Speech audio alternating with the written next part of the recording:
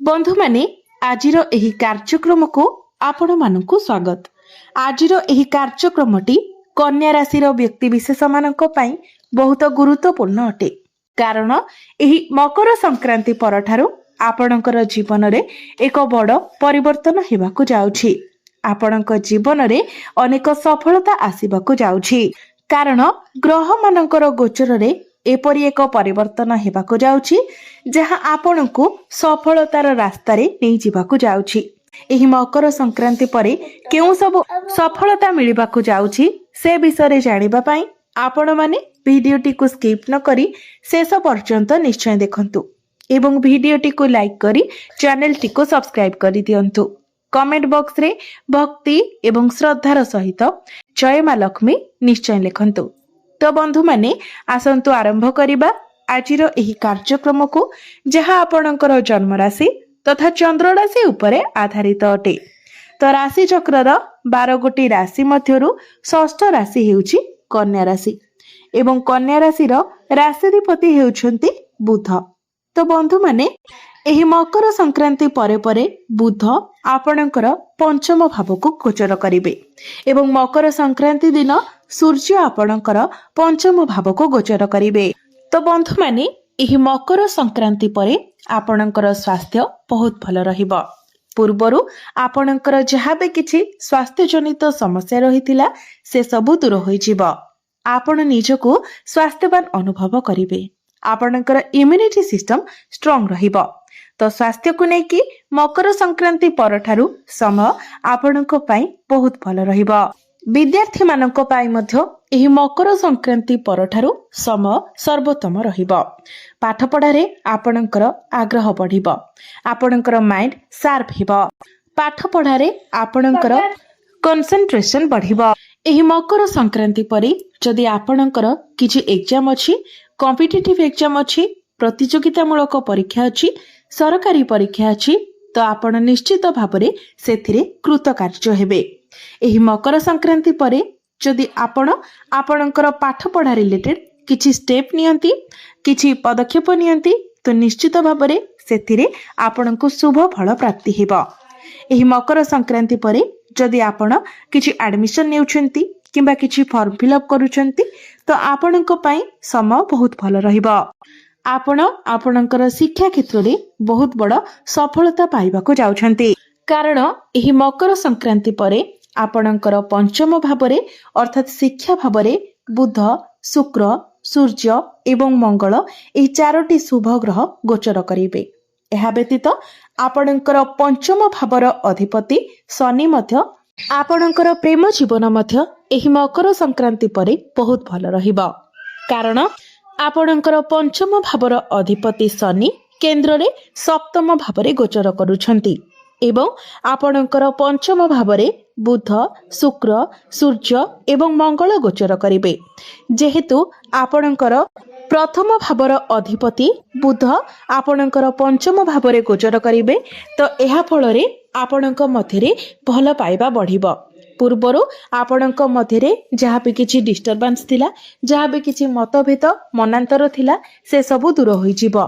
आपणक मध्यरे भल पाइबा बढ़िबो, बुझामणा बढ़िबो। आपणकर प्रेम विवाहर रूप मध्य नै पारे, किंतु आपणकर पंचम भावरे जेहेतु मंगल एवं सूर्य गोचर करिवे, तो आपणकर पार्टनरक मध्यरे क्रोध देखा देई पारे एवं शनिकर दृष्टि जेहेतु प्रथम भाव उपरे पड़िबो, तो आपणक मध्यरे टिके जिद्दी स्वभाव देखा देई पारे। तो एई सब को जदि आपण एडजस्ट करि नेबे, तो निश्चित भावरे आपणकर प्रेम जीवन एही मकर संक्रांति परे बहुत भल रहिबो। वैवाहिक जीवन कथा जदि कहिबा, तो आपणकर सप्तम भावटी होइथाय वैवाहिक जीवनर भाव एवं आपणकर सप्तम भावर अधिपति हेउछंती देवगुरु बृहस्पति। गुरु आपणक कुंडलीर दशम भावरे गोचर करूछंती एवं आपणकर सप्तम भावरे गोचर करूछंती शनि। तो शनि जेहेतु आपणकर सप्तम भावरे गोचर करूछंती, तेणु आपणकर पार्टनर को मध्यरे टिके जिद्दी स्वभाव देखा देबो। छोट छोट कथा को नेकी से नाराज होई पारंती, किंतु जेहेतु आपणकर सप्तम भावर अधिपति गुरु बहुत भल स्थिति रे अछंती, केंद्र रे गोचर करूछंती, तो से सब किछि को ठीक करि नेबे एवं आपणकर पार्टनर तांकर कैरियर को लेकिन टिके बिजी मध्य रही पारंती। तो यही छोट छोट कथा को जदि आपण एडजस्ट करि नेउछंती तो वैवाहिक जीवन मध्य आपणकर बहुत भल रहिबो।